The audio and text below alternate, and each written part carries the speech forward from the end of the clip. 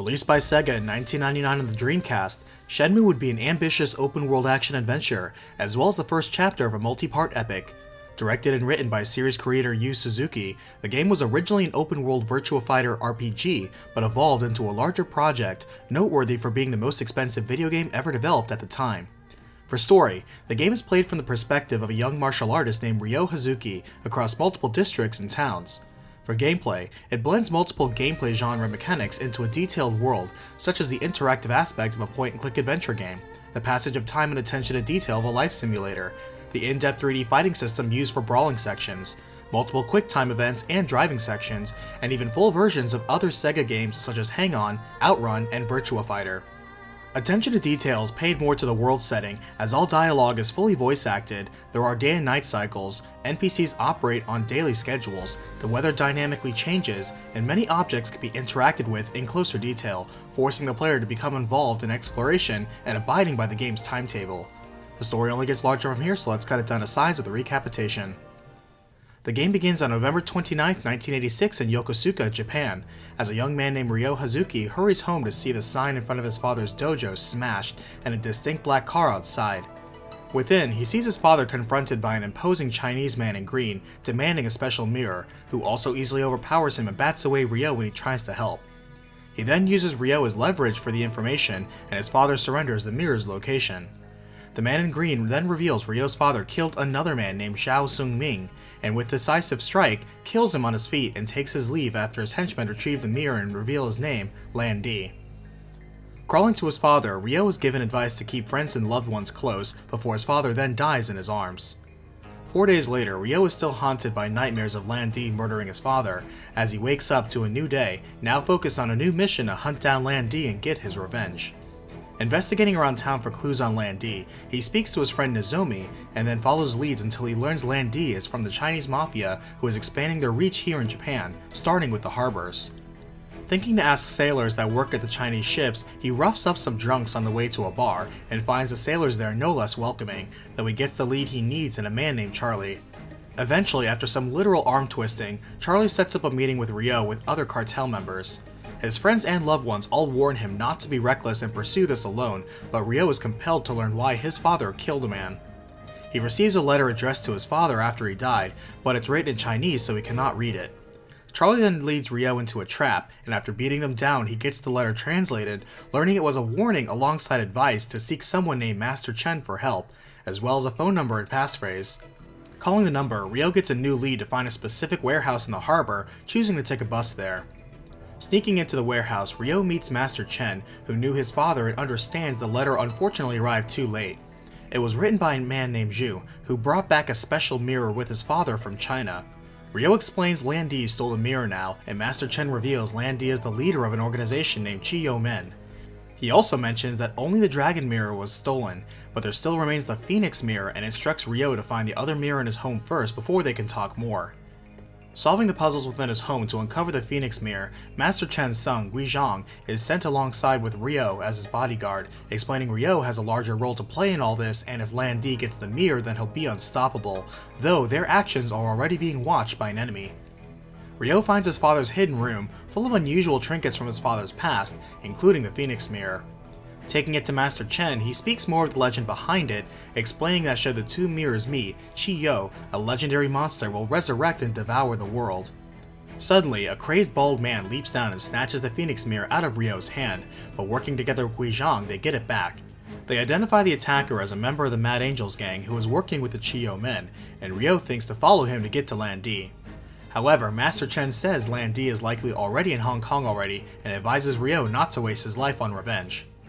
Undeterred, Ryo now focuses on getting to Hong Kong, but without money or connections, he's unsure how, especially seeing the price of airfare there. His friend Nozomi suggests travel by boat, and seeing it's within his budget, he buys a ticket for the first boat out. Though, Nozomi is distraught about leaving Ryo and moving away to live with her parents in Canada. Ryo struggles to comfort her, especially since he didn't spend Christmas Eve with her this year, but stays focused on his own affairs. The next day, he goes to get his ticket from the travel agency, but finds the attacker from Mad Angels waiting for him instead. Beating him in a duel, the man runs off with Ryo's ticket, and storming back to the travel agency, he calls them out on the scam they just ran with his money.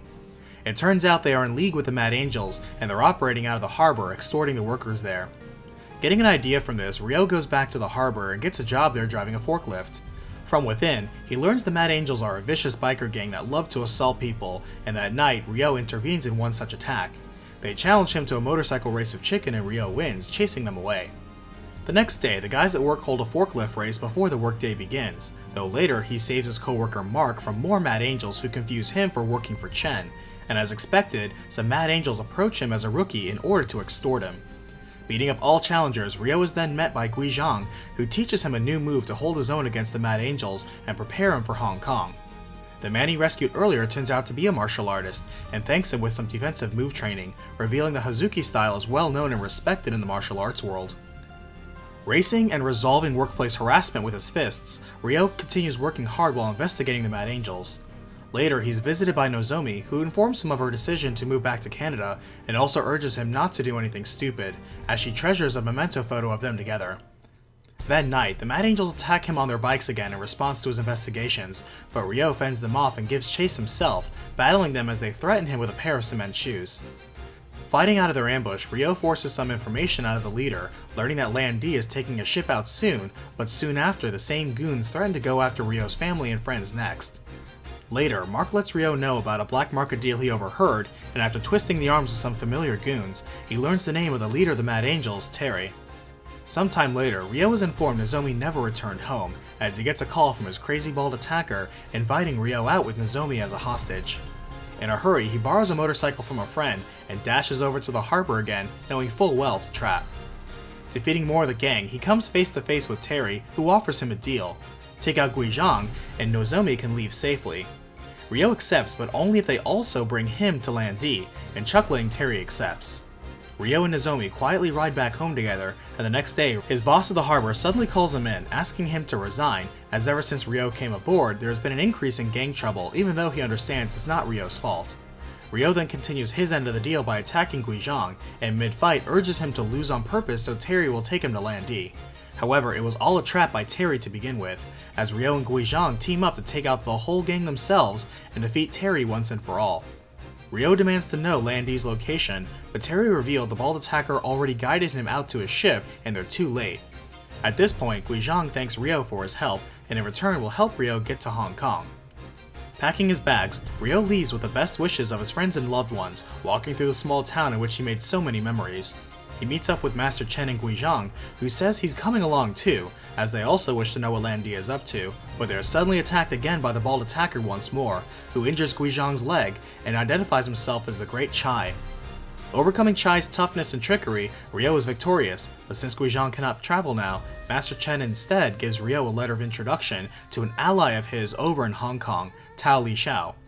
As he boards his ship, Ryo's thoughts turn to Nozomi, who gave him a good luck charm before they both were forced to part ways from Japan. Now looking forward, Ryo is unaware of his greater destiny as the next chapter in his tale begins. Shenmue has enjoyed the success of selling over 1.2 million copies worldwide. This video was chosen by Chris at Searching for Pixels. Give him a follow and check out his content. He follows and interviews many interesting and creative content creators, and here's a link for an interview chat he's even done with me. Thanks for the support and the pick, Chris. If you would like to support the show yourself, please follow the Patreon link in the description below. Thanks for watching, and I'll see you on the next battlefield.